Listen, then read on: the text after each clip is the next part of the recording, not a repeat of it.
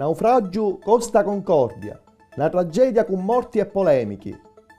Crisi, quasi tutti i paesi europei scenderono di categoria.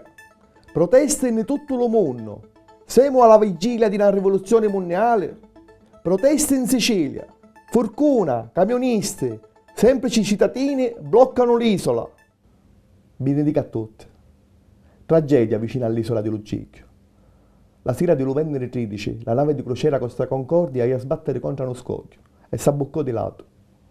Di circa 4.000 passeggeri passarono momenti difficili di scordare. 11 le morti accertate, assai le cristiani feruti e 22 chi che non si trovano. Tra quest'ultime pure due femmine siciliane. A sentire le testimonianze risulta che l'allarme alle carabinieri, che dopo avvisarono la capitaneria di porto che fece a cominciare le operazioni di salvamento, lo dettero gli stessi passeggeri. Pare che lo capitano, arrestato dopo picca ore, abbandonò la nave mentre ancora c'erano capaì da alcuni passeggeri da aiutare. C'è timore che possibili perdite di carburante possano contaminare l'ambiente marino. L'agenzia di valutazione americana Standard & Poor's passava alla categoria inferiore alcuni dei più importanti paesi dell'Eurozona, come l'Italia, la Spagna e il Portogallo, ma magari e principalmente la Francia, paesi che fino a picca tempo prima si pensava essere fuori dello pericolo di essere considerato meno affidabile. La Germania pare essere l'unico Stato europeo che ha più vantaggi del risultato alla moneta unica, seppure qualche analista pensa che magari PIDA va arrivare lo tempo di confrontarsi con gli stessi problemi che l'euro provocava in Europa. Si registrano proteste in tutto il mondo contro i vari governi. Pare essere l'inizio di una rivoluzione globale. In Siria pare che ci fossero altre ammazzate durante le manifestazioni. In Romania 1.000 persone protestarono contro il primo ministro e il presidente, indicati come i responsabili del deperimento delle condizioni economiche del paese. In Croazia ci furono proteste contro la trasuta dello Stato dall'Unione Europea. In Tibet un monaco si dette fuoco per protestare contro la dominazione cinese. È lo 15° negli ultimi 10 mesi. In Nigeria, dopo una settimana di scioperi, il presidente diminuì il prezzo della benzina.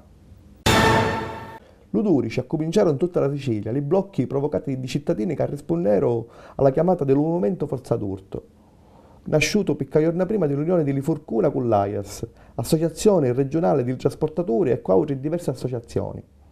Con il passare degli giorni finirono le riserve e cominciò a mancare la benzina. L'organizzatore, tra le richieste più importanti, domandano la diminuzione del costo dei carburanti in Sicilia, terra che raffina il 41% del petrolio italiano, con gravi danni per l'ambiente e la salute dei suoi abitanti e senza quasi nudo beneficio economico. Lo Sirici, lo sindaco di Palermo, Diego Cammarata, considerato dei suoi cittadini lo peggio d'Italia, annunziò durante la conferenza stampa le sue dimissioni. L'Assanno criticava lo presidente della regione Raffaele Lombardo per non avere mai aiutato lo comune di Palermo in 16 anni e lo consiglio comunale per il suo immobilismo. Lombardo rispondeva dicendo che Cammarata è stato lo peggio sindaco della storia di Palermo. I carabinieri di Monreale arrestarono a Portedda di Laenescia 4 persone che si esercitavano con armi di guerra tenute senza licenza.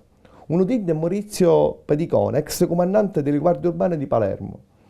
E in Palermo, tal quartiere Cruillas, c'era un laboratorio per modificare l'arme. Pakistan denunzia shock di un parlamentare cattolico, Michael Javed, che attraverso l'agenzia Fides e Radio Vaticana parlò di una vera e propria polizia etnica contro la comunità cattolica pakistana. Stupri, violenze contro picceride e estorsioni alle famiglie capitano continuamente in assai quartieri della città di Karachi.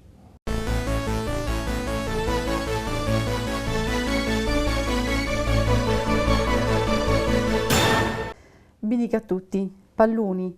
Sabato 14, un diluvio fece sospendere nel secondo tempo l'anticipo della Serie A Catania-Roma, con il risultato di 1-1. La partita s'avvia a recuperare l'8 o lo 15 di febbraio. Domenica lo Palermo perdì 1-0 a Verona, con lo Chievo. Nella Lega Pro lo Trapani ma li trattao lo Piacenza vincendo per 3-0 con 2 reti di Madonia. Lo Siracusa vinciu fuori casa più 1-0 e arresta primo in classifica. Rally. Domenica si chiudiò a Lima la Dakar 2012, che si corriò nell'America dello Sud. Vincerono i francesi Cyril Desprez per le moto e Stéphane Peter Ansel per le macchine.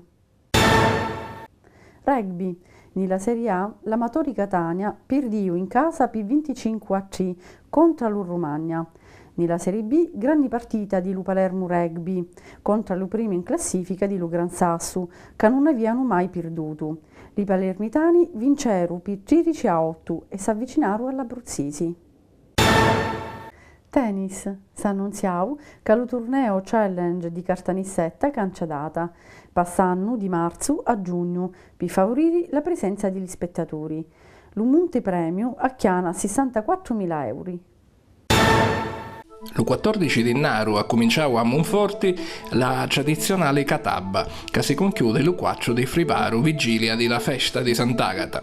Questi 20 giorni, ogni giorno, un'ora prima dell'alba e un'ora dopo del Luciamonto, si può sentire un antico concerto di campane e tammuri che rievoca la liberazione di Monforti dalla dominazione saracina e la giasuta di Re Ruggero. Durante questo periodo si tengono tale giorni di sabato e domenica diversi eventi. Ciadiddi, lo corteo storico, la giostra della Catabba, testamenti di manciari medievali, eccetera. Sto mercoledì 18 ha cominciato a Cefalù i seminari Arte Quotidiano nella Sicilia greca. Lo organizza l'Associazione Sicilia Antica e consistono di 6 conferenze, con l'ultima che si tiene il 10 d'aprile. Lo 15 d'aprile e lo 6 di maggio 2 visite guidate allo Museo Paolo Orsi di Siracusa e alla Valle dei Templi di Girgenti. Questo è tutto per questa settimana. Ni vediamo lo prossimo venerdì. Salutiamo.